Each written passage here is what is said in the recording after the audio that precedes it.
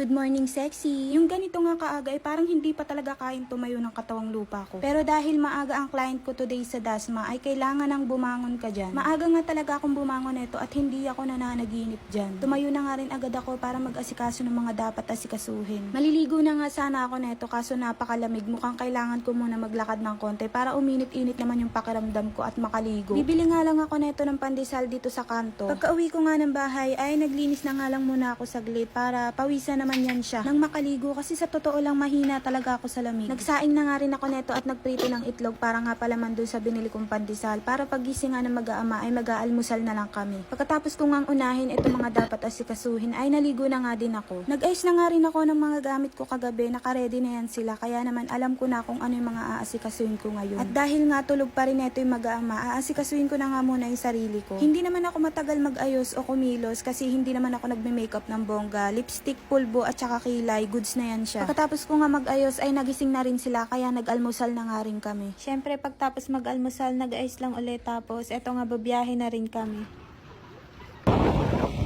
At eto nga, andito na ako sa place ni client at pagpasok ko nga ng bahay nila, inumpisahan ko na agad itong eyelash niya. Eto pala ang mga pinagawa ni client, eyelash and brow tint at saka nagpa-soft gel extension din siya and gel polish naman sa paa. After ko nga sa unang client, kumain muna kami ng tanghalian ni Mr. Tapos pumunta na nga rin ako dito sa mga sunod kong client. Ang mga pinagawa pala neto nila client ay 4 na eyelash extension tsaka 3 brow tint. 4 PM na nga nung natapos ako dito sa mga client ko at nagpasundo na nga rin agad ako kay Mr. Bago pala kami umuwi, dumaan muna kami dito sa Area D para magmerienda.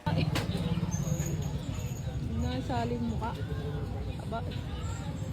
Pasensya na nga kayo kung medyo parang matamlay ako kasi sobrang sakit talaga ng balakang ko. Halos hindi ko na nga naubos yung kinakain kong siomay neto kasi namimilipit na talaga ako sa sakit tapos inaya ko na nga rin umuwi itong si Mr. At yan lamang nga for today. Salamat!